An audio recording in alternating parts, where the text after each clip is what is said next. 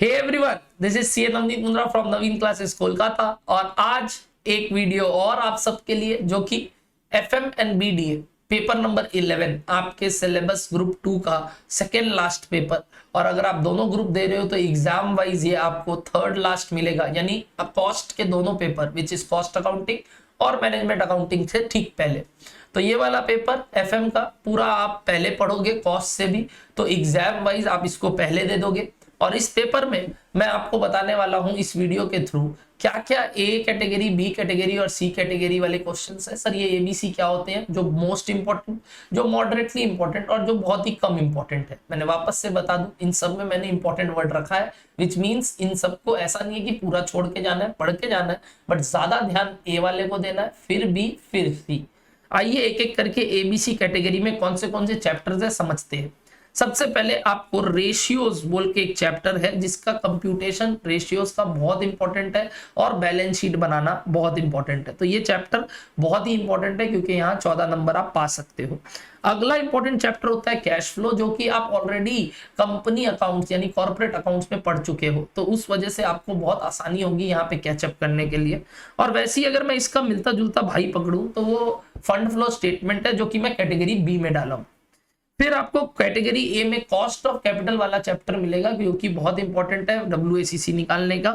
फिर आपको working capital, जिसमें ओल्ड कंपनी या न्यू कंपनी का वर्किंग कैपिटल एस्टिमेट करना।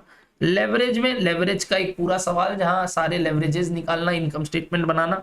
और कैपिटल बजटिंग का इन्वेस्टमेंट डिसीजन से तो दो सम्स भी आ सकते हैं या एक बहुत बड़ा सवाल आ सकता है NPV IRR निकालने का। कैटेगरी बी में मैंने पहले भी आपको बताया फंड फ्लो स्टेटमेंट। अगला है कैपिटल स्ट्रक्चर, जिसमें आप इंडिफरेंस पॉइंट या फिर ऑल्टरनेटिव इवैल्यूएट करना देख सकते हैं। मॉडल्स के सम्स आने के चांस बहुत कम है। Management of receivables, again a category B chapter, जहां पे आपको डेटर मैनेजमेंट सीखना था और जहां पे आप क्रेडिट पॉलिसी इवैल्यूएट करते थे। डिविडेंड पॉलिसी से आपको अगेन क्वेश्चन एक्सपेक्ट कर सकते हो आप, और वो भी वॉल्टर या गॉर्डन मॉडल। फिर कैटेगरी सी में फाइनेंशियल मार्केट्स का जो पूरा थ्योरेटिकल चैप्टर है वो। बीडीए पूरा का पूरा business data analytics. Management of inventory का एक टॉपिक है, और मैनेजमेंट ऑफ कैश बोल के एक टॉपिक है, जहां EOQ और ऑप्टिमम कैश बैलेंस निकालना आता है।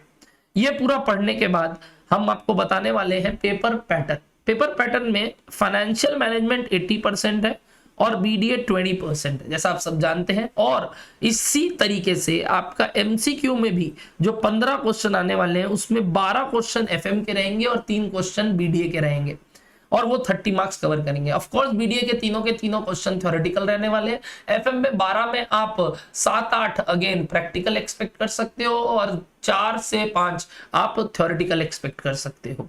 इसके बाद attempt any 5 out of 7 questions, यानी वापस से आप सिर्फ 5 करना है आपको 7 में से, और वो जो 5 क्वेश्चंस करने हैं वो सब 14-14 नंबर के हैं, जिसमें 7+7 का ब्रेकअप हो सकता है या नहीं भी हो सकता है। जैसे कि पहला क्वेश्चन आपका फाइनेंशियल मार्केट थ्योरीज और BDA का थ्योरी पे रहने वाला है 7+7। फिर 3 का ए में 7 marks ratio, 7 marks cash flow या फंड फ्लो। 4 का ए में रेशियो और कॉस्ट ऑफ कैपिटल बी में। 5 में पूरा का पूरा एक्शंस कैपिटल बजटिंग का 14 नंबर का, या तोड़ के 2 7 नंबर का। वैसे ही 6 का ए वर्किंग कैपिटल और बी में या रिसीवेबल या डिविडेंड पॉलिसी। और 7 का ए में कैपिटल स्ट्रक्चर या डिविडेंड पॉलिसी, और बी में लेवरेज फिक्स है। 8 के कुछ भी 7+7 या और भी 3 पार्ट में ब्रेक करके 5+5+4 का BDA का थ्योरी आ सकता है।